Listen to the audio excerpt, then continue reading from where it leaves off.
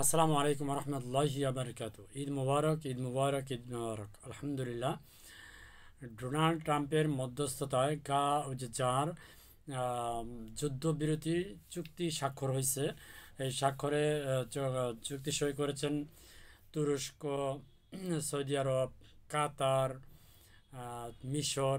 তো এই সমস্ত দেশ চুক্তি করেছে। আলহামদুলিল্লাহ, অবশেষে এই স্বাক্ষরে গাজা এবং ইসলির যে চলমান যুদ্ধ, সেই যুদ্ধবিরতি কার্যক্রম সঠিক হয়েছে। এখন ইসলি এই যুদ্ধবিরতি কার্যক্রম রাখে কি না, এটা হচ্ছে বোঝার বিষয়, কারণ এরা তো কথা দিয়ে কথা রাখে না, যুদ্ধবিরতির সময় হামলা চালা। যাই হোক, তবু ডোনাল্ড ট্রাম্পের মধ্যস্থতায় একটা চুক্তি স্বাক্ষর হতে হয়েছে। এবং কি এর এর মাঝে 20 জন ইসলির যে বন্দিশালা ছিল গাজাতে, তাদেরকে 20 জনকে ছেড়ে দেওয়া হয়েছে। এবং আহ, ইসরায়েলের কাছে যে ফিলিস্তিনির 300 সম্ভবত 37 জনকে মুক্তি দেওয়া হয়েছে।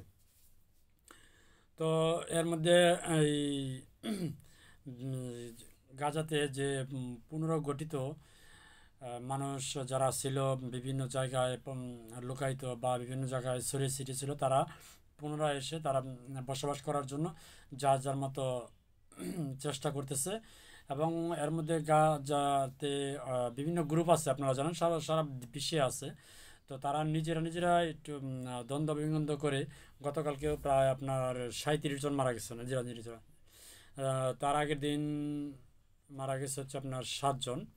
তো যাই হোক, এগুলোকে কন্ট্রোল করার জন্য তুরস্ক একটা ট্রান্সপোর্ট এই সদস্য পাঠাবে, অনেক বিশাল ট্রান্সপোর্ট সদস্য পাঠাবে, যাদের দ্বারা সমস্ত কিছু কন্ট্রোল এবং নিয়ন্ত্রণ করা হবে, যাতে কোনো এই ঝামেলাগুলো তৈরি না হয়।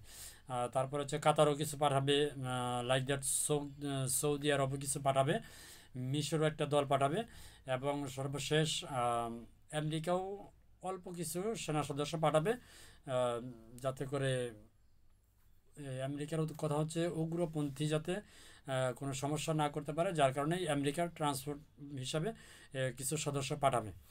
তো যাই হোক, আসলে নাইমার চোখে কানামা বলো, যেহেতু ট্রাম্প ট্রাম্প সরাই ছিল এই যুদ্ধটা পিছনে, বেশি দায়ী ছিল বর্তমান এখন ট্রাম্প। তো যাই হোক, তারই মধ্যস্থতা আবার যুদ্ধবিরতি হয়েছে, আমরা ধন্যবাদ জানাই তাকে। এবং তুরস্কের প্রেসিডেন্ট এরদোয়ান যে উদ্যোগটা হাতে নিয়েছে, তাকেও ধন্যবাদ জানাই। তবে এটা উদ্যোগটা আসলে আরও আগে নেওয়া উচিত ছিল, যেহেতু নেয় নাই, তারপরেও এখন নিয়েছে, তারপরে ধন্যবাদ জানাই।